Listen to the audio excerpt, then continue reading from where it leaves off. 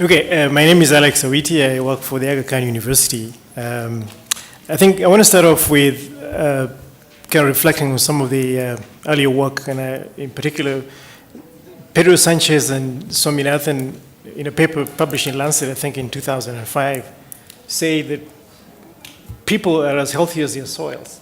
And I think if you think about the fact that 75% of producers in Africa are smallholder farmers, and about 85% of the food that we eat in Africa comes from these kinds of producers, then it begins to kind of magnify in terms of just the consequence of that as a profound connection.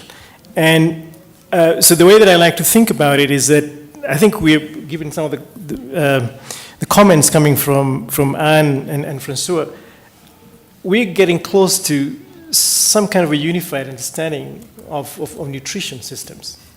And the way that I want to think about it is, and some of the work that Biodiversity is doing in Western Kenya, which relates to a place that I have about 15 years of experience looking at landscape level kind of diagnostic surveillance issues relating to soil, land, vegetation, and water systems. If you think about the interface between climate and how climate affects soils and soil quality, soil functionality, and you think about soils as being fundamental drivers of plant health, fundamental drivers of animal health, but also fundamental drivers of the health of inland water systems. And if you look at the disaster in Western Kenya, especially around Lake Victoria, the proliferation of water has in the decimation of the haplochroma in fisheries and the cichlids, it is a nutritional disaster, which I think in many ways has denied inexpensive protein to not so wealthy farmers. So I think that we need to kind of reinforce these messages and begin to think about that. And I think there is no better place to kind of situate this than a systems perspective to how landscapes work overall in terms of driving these dynamics. And I think what it does to our community is that it begins to break down those silos and disciplinary walls. Because I don't think that you can divorce the economics of all of these things. And therefore, the kind of the tool that you use efficiently to gain the attention of policymakers when you begin to kind of make the economic arguments around these things. My next point is, to the extent that we make these very narrow arguments about the role of nutrition in food systems, we will not get the attention of policymakers until we situate this on a larger political economy question. And the reason I say this is that population health and human development is becoming huge. If you look across Africa, one of the biggest things that will hold Africa's renaissance back is the quality of human beings, the human capital, the quality of human capital.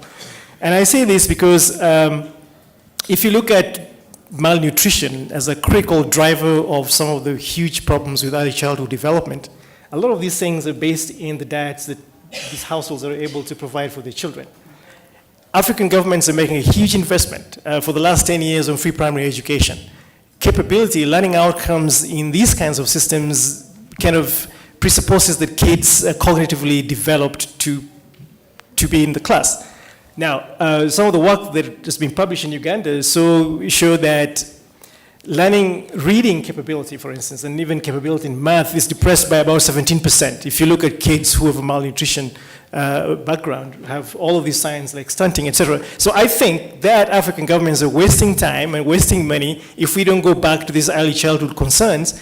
By the time these kids get into school, they are already incapable of learning.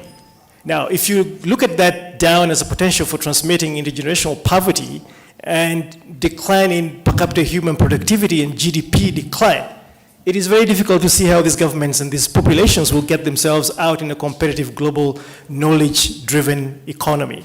So I think that the questions around human productivity are critical as a basis for situating this, because this is something that economists and governments understand and for which policy instruments can be designed. If it means even transfers, conditional transfers to households, to mothers, to begin to move these things even from an agricultural landscape potential, how much fertilizer, how much of these inputs do you subsidize to create this potential to move these families in a stable nutrition pathway. The other one is a double whammy that is facing Africa today. In as much as we're dealing with malnutrition and early childhood and infant mortality, there's a rising spectrum of non-communicable diseases from eating bad food.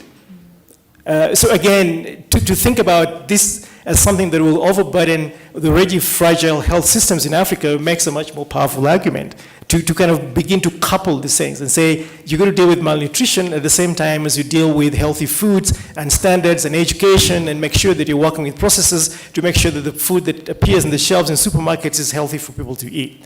Thank you.